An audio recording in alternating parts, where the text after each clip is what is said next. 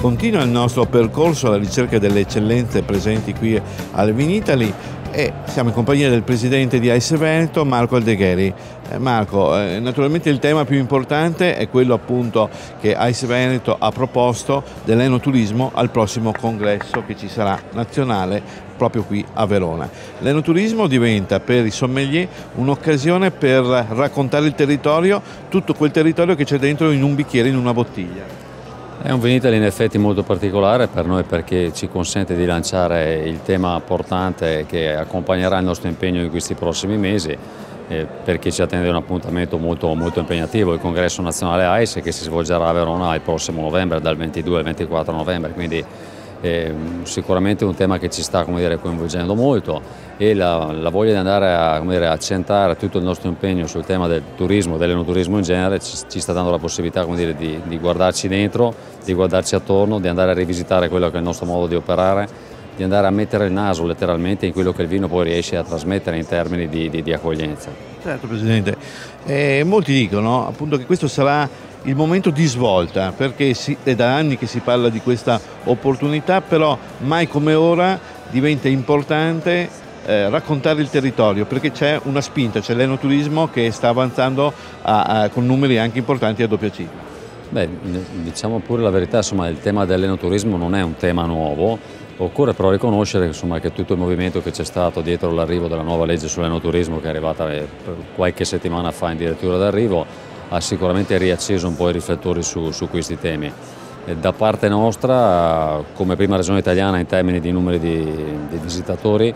anche come sommelier ci siamo sentiti in modo molto naturale coinvolti in un tema di questo genere, e che ci sta dando la possibilità anche, lo dicevo prima, di andare a rivedere, a rivisitare quello che siamo come professione. Siamo molto legati al mondo del vino e all'accompagnamento di quel prodotto straordinario che è il vino, ma il vino è un tutt'uno col territorio che ci sta attorno, quindi il tema del racconto e del bello che c'è attorno a una bottiglia e un bicchiere, alle storie enormi, straordinarie anche di questa azienda che abbiamo spesso dietro questi prodotti, è quello che più ci coinvolge e ci mette in gioco in maniera molto importante. Noi siamo a Verona e siamo in uno dei territori più belli perché diciamo qui a pochi passi c'è la Valpolicella che è uno dei territori più importanti, abbiamo il lago di Garda, abbiamo Verona città d'arte e abbiamo Valpolicella che ha un paesaggio incredibile. Siamo in compagnia di Pier Giorgio Tommasi e proprio la famiglia Tommasi ha degli spazi incredibili, parliamo di Villa 40 e anche di progetti che stanno per arrivare proprio per valorizzare questi spazi. Sì, molto importante quest'anno il congresso nazionale anche sia a Verona, una città storica, una città che produce vini da tanti anni, una delle regioni più produttive in Italia e più importanti. Fattore importante è il discorso Amarone, che è un prodotto che sta conquistando sempre più il mondo e tutte le tavole italiane. È importante per noi l'enoturismo, sono tante le cantine, sono circa 300 cantine iscritte al consorzio e tutte queste cantine si stanno organizzando da anni per portare tutto quello che è il turismo dal mondo a Verona, visto che abbiamo una città che è bellissima, ma soprattutto anche un bacino d'utenza importante che è il lago di Garda. Oltretutto il congresso si svolgerà a novembre, dove ci saranno tutti i fruttai della Valpolicella pieni di queste uve che fanno appassimento, perciò è il massimo del periodo per godere proprio la Valpolicella stessa. Anche assaggiare le uve stesse, il fatto che le uve debbano perdere questo 50% d'acqua, proprio sentire, assaggiare questo chicco d'uva, la concentrazione di frutta e di zuccheri che ottiene dopo 3-4 mesi di appassimento.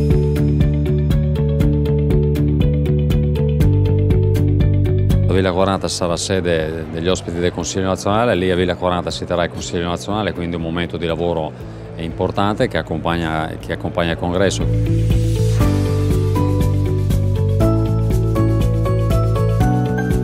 Pier Giorgio, 38 anni fa siete partiti con questa idea, no? Quindi siete stati penso i primi pionieri dell'accoglienza legata al vino. Addirittura non sono 38 anni, perché 38 anni sono di Villa 40, ma la nostra ospitalità, la nostra accoglienza parte addirittura 3 generazioni fa, con mio bisnonno. Abbiamo creato anche una spa